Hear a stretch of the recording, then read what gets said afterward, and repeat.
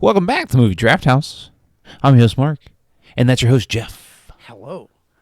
How you doing, buddy? I feel like we're in the month of February 2026, Okay. the month of love, Oh, which, plays well with this week's film. But before we get into what we watched this week, Jeff, please tell them what the theme is this month. the theme this month, not week, month, is all Rob Reiner. We're doing Rob Reiner films. We got a nice little slate together. We got some classics and maybe some. Well, it's pretty much all classics, I think. Although LBJ, I don't know, people talk about that. Anyway, so we're starting the month off with, as you mentioned, a romantic comedy called When Harry Met Sally from 1989. It's rated R, which doesn't feel like a rated R. I only heard one F-bomb.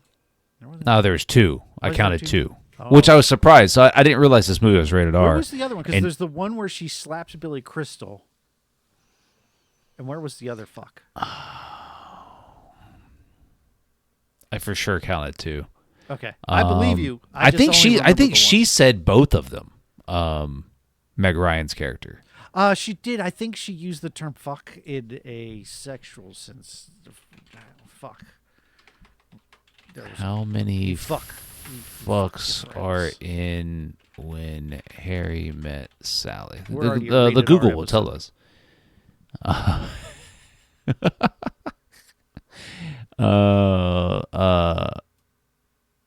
I don't know. The internet doesn't I'll want find to tell out. me Um, off the top of but my yeah, head. directed by Rob Reiner, starring Meg Ryan and Billy Crystal, as well as Carrie Fisher. Yeah. So you had never seen this, correct? Nope, never.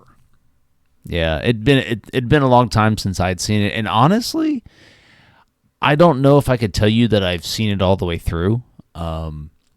Just it's always been that movie where you kind of the big scenes because it has the one iconic scene Yeah.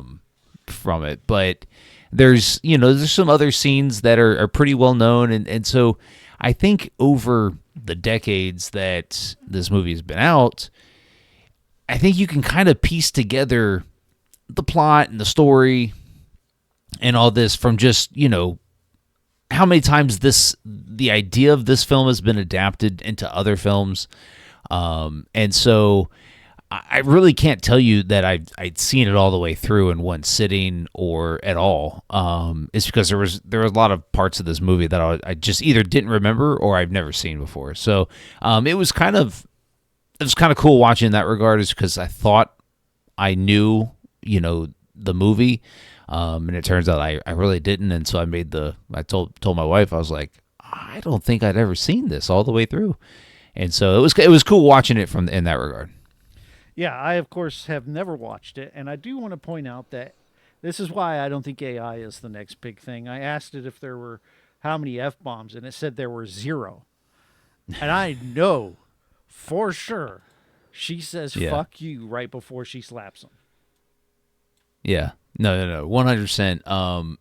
It's AI is dumb. I mean, just a bunch of fucking servers trying to tell you the meaning of life and shit. But there's for sure at least one, and I'm pretty sure there's two. How many fucks? Should I put Okay, fucks in so quotation? it says it does say that there is. It's saying I'm wrong, which I don't think so. I'm gonna go back and watch it. But this is AI. It's like, well, no, it doesn't. It doesn't actually say that. I'm like, yes, it does. But it says there was an F-bomb in it, and it was him, Billy Crystal, talking to his friend that the symptom is fucking my wife or some shit like that. But I've got to pull up the movie here and find this because this cannot stand. I'm not. How wrong. many curse words are in When Harry Met Sally? I mean, we're not wrong. It's just how right are we? Extremely right. So, and while you get those facts for us. I will say that this movie is the what do you call it? The quintessential romantic comedy. It is kind of the romantic comedy that put romantic comedies in Hollywood, you would say. I'm trying to think of, because this is 89. I'm trying to think of rom-coms that came before it, but this definitely kind of set the formula. Yeah. And, honestly, it was kind of jarring seeing Billy Crystal look so young, because I really just don't remember him looking that young. And it's weird is because Billy Crystal was a very 80s, 90s actor. And so that's in my mind, and I can't tell you the last time I watched a movie with Billy Crystal in it. I mean, he's got his filmography and his catalog of pretty iconic films, but I can't tell you the last time I saw Billy Crystal on the screen. And so him looking as young as he does in this movie, and I don't know how old he was when this movie was made, but he is this is a romantic comedy with a very attractive Meg Ryan. Yes. And a very plain dude Billy Crystal. I mean, he is not I would call an attractive man in this movie. And it's funny because they have such good chemistry throughout the film. And I just like it's a weird dynamic is because most of the time with romantic comedies, both leads are attractive, or that's kind of the trope, and regardless of the chemistry, they're attractive actors, and so that's what keeps you focused on. And then that's kind of the thing with romantic comedies is that even if the dialogue's bad or the movie's not good, you're watching a movie with good-looking people. And so watching this movie, I kept thinking, I was like, Billy Crystal's not a good-looking dude. But he's funny. Like, and even in this one, he's not as funny as I thought he would be. But it's their chemistry. It's like kind of their, how they play off each other. It's their regular conversations that they're having in the car, in the diner, just, on the phone, like just different things. And which makes the movie that much better is because from my perspective, this type of movie shouldn't work with these two actors, but it does because of their chemistry, and that's why that's why I think it's so good. Is that you have kind of an opposites type of attraction here, but it works because. So you thought this was good? No, this is an excellent movie. Yeah, I agree. I was trying to fuck with you, but it's a fantastic rom-com, and like you said, I think it did sort of set the tropes for the genre for a long time to come. If you ever get a chance, there's a movie called They Came Together with Paul Rudd and Amy Poehler that is a slapstick comedy, which means you'd hate it, about it parodies all of the tropes and the genres, and a lot of them are just ripped straight out of this. One of the big things is that Amy Poehler's character has a super complex order when she orders her food, and that's kind of like what Meg Ryan has here. Which I didn't realize that what it was from until I watched it. But I also do think that not only do Meg Ryan and Billy Crystal carry the movie, I think Carrie Fisher and Bruno Kirby are fantastic. They're both the best friends, but then they end up dating each other and get married. And I think they're really funny and a good fodder for them to kind of bounce off of. Yeah. Kind of kept it good. We're going to be seeing Billy Crystal and Bruno Kirby again next week. They make very brief appearances in Spinal Tap. Oh, that's that was not planned, and we're not still in the year 2025 where everything has to connect. But good to know. I mean, it's Rob Reiner movies, and he's in Bruno Kirby is in several Rob Reiner movies. So yeah, it's I enjoyed the Carrie Fisher in this film, and it took me a minute to because she's got a short haircut and all of this in this film, and it's like I don't know. It was probably wasn't midway through because I didn't pay attention to the cast listing at all of this. I just knew Meg Ryan and Billy Crystal. So I didn't realize Carrie Fisher was in this until like a quarter way through the movie, and I was like, wait a minute, that's fucking Princess Leia. And so like that was kind of cool. And my wife was like, yeah, her name was at the beginning of the movie. I was like, oh. So let's circle back to the F-bomb situation real quick. Yeah. So now AI is saying there were 3 F-bombs. And I believe all 3 of these were in the film because it's ringing a bell. Harry at one point says, when venting about his divorce, is, oh, really? Well, that symptom is fucking my wife. Her new person. Sally has an heated argument, and she says, what will prove that I'm over Joe because I'm fucking somebody? That sounds that rings a bell. Yep. And then the slap scene that I was talking about, and I had to convince AI twice over that it was wrong because I said, no, there's the scene where she slaps and she said, no, that's Mandela effect. You're not remembering correctly. And I was like, bitch, I just rewatched the scene just now and it's still there. It's wild when AI gaslights you. It really is pretty. Like you can't take anything it says seriously. It's like, wait, I just fucking watched this movie. I'm doubting myself now because this fucking program on the computer says it's not. Said that, I'm like, did I miss it? Did she say something that sounded like "fuck you"? Did she say "duck you"? And no, she said "fuck you." So, just to tell you how relevant When Harry Met Sally still is, I just recently watched a film, I believe like 2 weeks ago. It's a Netflix original film, and it's called The People We Meet on Vacation. And it's a very Gen X, Gen Z, whatever the latest generation is, film with 2 actors that I didn't recognize, but apparently are in the realm of up and coming actors.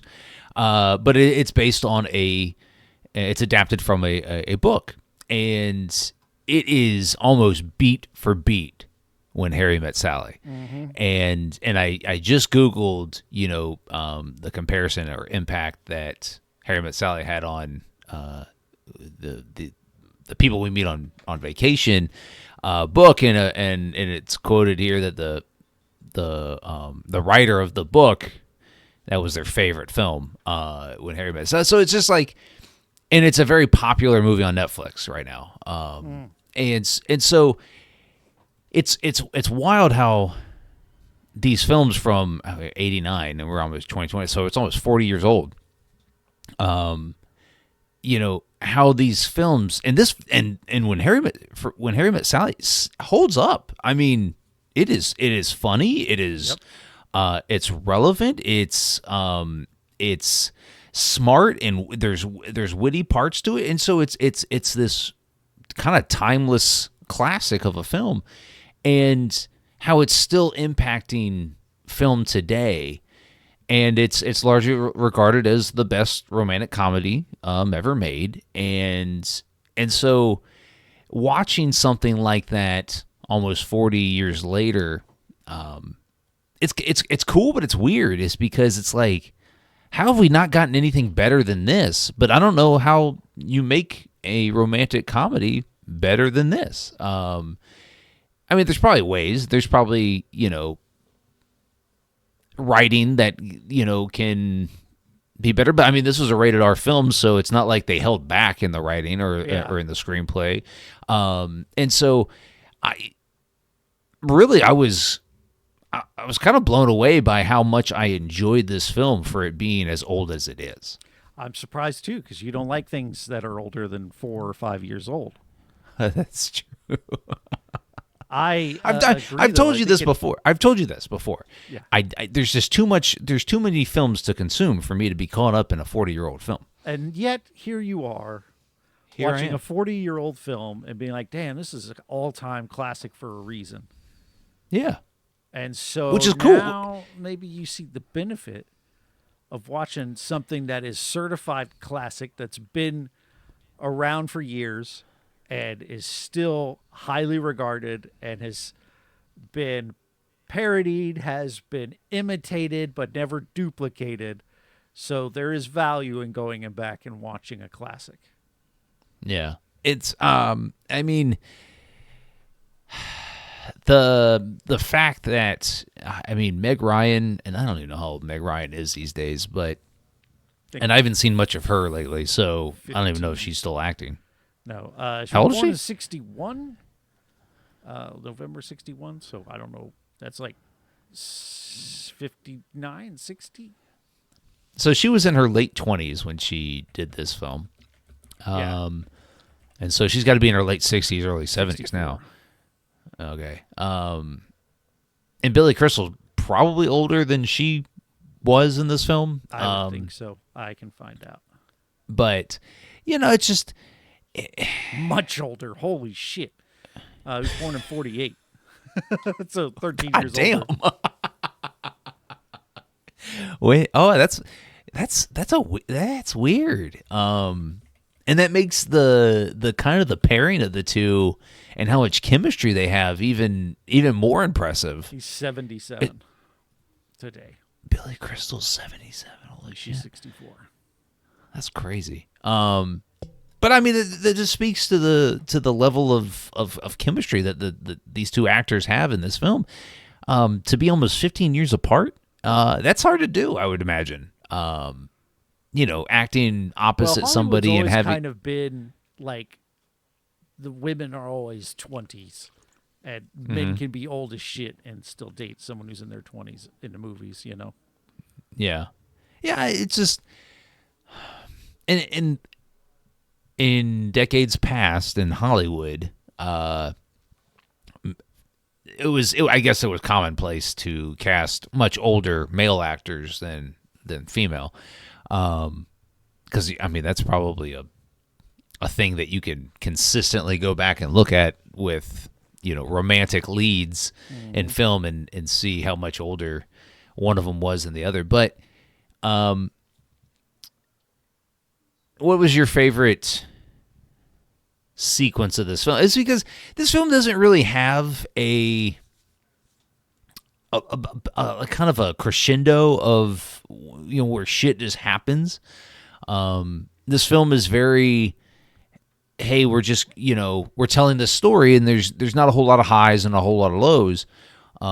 Yeah, but there's parts that I really like. I really enjoyed the double date. Yeah.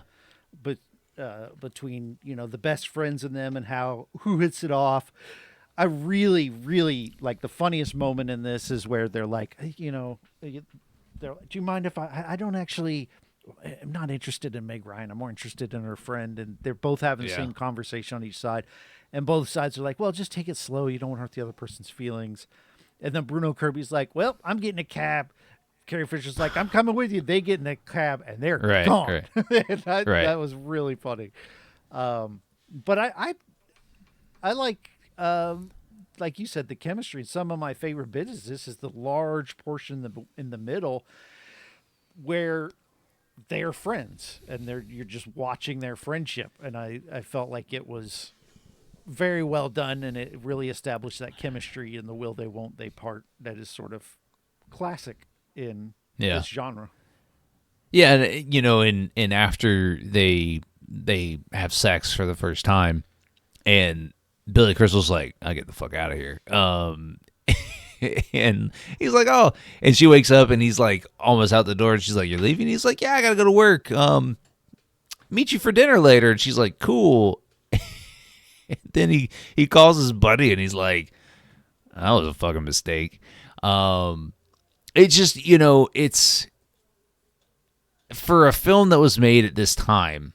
I'm sure because I was only, 4 years old.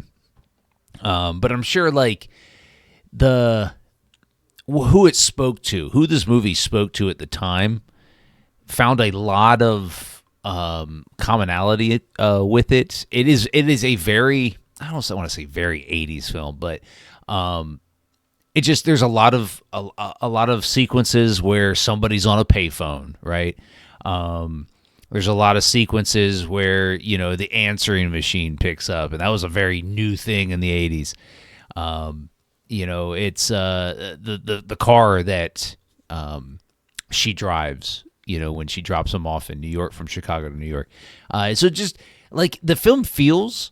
I don't want to say the film feels dated. It just feels very much in the time that it was made. Representative of the era, yeah. Yeah, but I won't say it feels dated because when I was watching this film, I never thought that I was watching a film that was made in 1989. There's a 10-year time jump, right? Yeah, there's right. They meet, and her hair is very different, Yeah, and there's a giant time jump, and then her hair is kind of that flat iron thing, and then there's another time jump, and it's somewhere in between. But they don't spend enough time in any one of those eras for us to really notice a jump in technology or anything like that. But it is one of the parts of the film I did like as well, is the various time jumps and how it is a slow burn romance. Yeah, and I think with the time jumps and the slow burn aspect of this relationship is that you can kind of see them falling in love. You can't always see in a movie where two people have this such outwardly affection towards each other, but they're just kind of the chemistry's there, but they never capitalize on it. The one movie that I can say that just in my recent brain was the Twister sequel with what's his name, Powell. Powell, Gregory Powell. Somebody. Powell. He looks like the Tyrone the Anthony Powell. the capybara, the capybara face. What the fuck is his name? It's Glenn Powell. God, it's Glenn Powell. God. But the Twister sequel. And so there's this crazy kind of sexual tension between Glenn Powell and the female lead of that movie. And at the end of the movie, you think, "Oh, they're finally going to do it." He you can see it. He's going to go in for a kiss. And then it never happens. And you feel let down. Is because that never happened. And there was a big kind of press thing when the movie came out, and that was the big topic for that movie, is because it was Daisy Edgar Jones and Glenn Powell. Is that they had this chemistry, and it was very apparent, and then nothing ever comes of it. Huh. And so when you get a movie like this, and there's a lot of chemistry and a lot of tension, and then finally something does happen between the two characters, and then they're like, ugh, and like that, or one of them likes it and the other one didn't, and you're like, wait a minute, what the fuck? And then his monologue at the end of the movie, where he's telling her all the reasons why he does love her, and it's just this payoff of hell yeah. Is because they're supposed to be together. They're supposed to end up together. And the fact that he kind of just lets it out, on New Year's Eve or whatever, and it's reciprocated. She receives it and she's like, yeah, I hated you, but I also love you. And it's just, the movie's fantastic. It's kind of hard to put into words how good of a romance this is. It's other than just, hey, go watch this movie. Is because I watched it with my wife, and we're just grinning at the end of the movie, is because it was cute, it was good, it was fun, and there's a payoff. Mm-hmm. These characters like each other. Billy Crystal at times can be unlikable in the movie, but he has his kind of redemptive qualities, and Meg Ryan is kind of this helpless romantic character, and it's really good. It got you in the feels, didn't it? When you watch a good movie and you can pinpoint how good it is, that's always so. What you're that's saying always a is great we feeling. need to watch more classics. Well, I mean, yeah. I mean, I'm always down for a classic. I got That you. doesn't mean that like, what's the cell phone movie sequel we watched? I Got the Hookup 2 is not I a got the classic. hookup too. Nobody said that was a classic. Also, it's somewhat recent. You know, there was like a 25-year gap between I Got the Hookup and I Got the Hookup 2. Weren't you glad we watched it? So glad, so I glad. knew it. I knew you'd love it. I mean, what'd you think about the ending? What'd you think of the end of this film? I really liked it. I did. Because I liked so much of the movie even more than the ending. It was a satisfactory ending. It did its job, but I was definitely having more fun during the body of the movie than like the ending. I guess maybe it's because the movie was ending and it was over, and I was kind of bummed Yeah. about that because I was having a good time. But I did appreciate that at one point you see him realizing, "Fuck this! I gotta go get her," and going to doing that. It's really, really romantic. I think it's quite good. Yeah. So does that mean you recommend it? Oh yeah, this is an easy recommendation. This is going to be a good month, although I don't think you're going to be happy next week, but I will be. But yeah, I think this is excellent, and I'm glad I filled in this gap. And it also made me want to go watch Sleepless in Seattle, which is not. Oh yeah. I've never seen it, but it is sort of in that vein of all-time classic rom-coms. And it's Yeah. Meg Ryan again, and of course we've all seen. You Got Mail, which Yeah. is another all-time classic. Sleepless in Seattle is Tom Hanks. Yeah, it's Yeah. the same. It's the reunion. You've Got Mail was a reunion between those two. Yeah. I haven't seen that one in a long time either. Never watched it. Yeah, that would be a good one to go back and watch.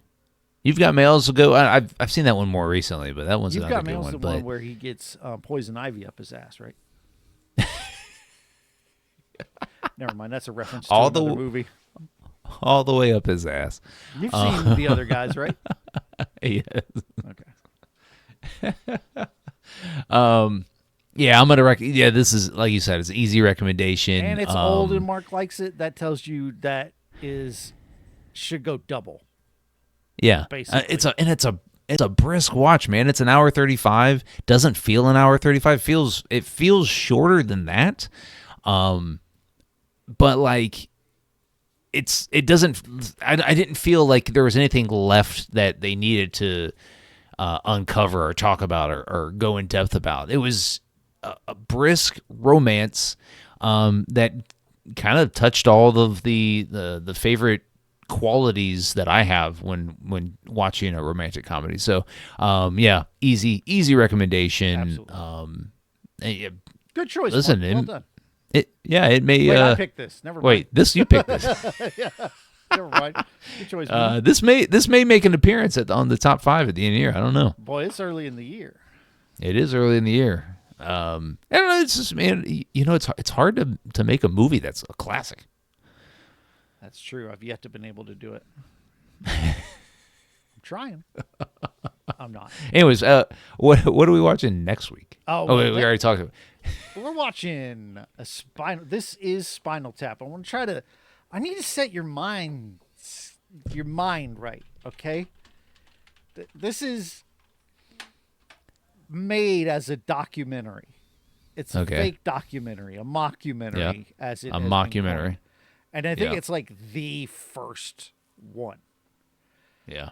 I just don't. I hope you like it. But I just don't see you liking it because it doesn't really have like a narrative structure. Really, it's kind of got a story arc a bit, but it's Bro, listen. It's an hour and 22 minutes. it is brisk. I And am it's a movie going to that- enjoy the shit out of this movie. Good. It's a movie that the first time I watched it, I was like, oh, okay. I don't know what the big deal was. It was enjoyable. And then I just kept putting it on again and again, and then it was like, okay, I love this. This is the best. So I'm hopeful that maybe you'll have a good time with it too. I do too. I go into a movie hoping I'm going to like it. Sometimes I'm let down because I like it so much, and it's like he's gonna hate it, and we're gonna argue about it, and I'm gonna have to. I will be respectful of. I'm sure you will, because you were respectful about Silence of the Hams, when I really thought you should have let me have it on that one, because that movie is bad. I still love it, but it's bad. This movie is like 11 out of 11. That's inside joke. And it means a lot. So yeah, be gentle if you don't like it. Just be gentle. Speaking of gentle, if you're watching on the YouTube, hit the subscribe button.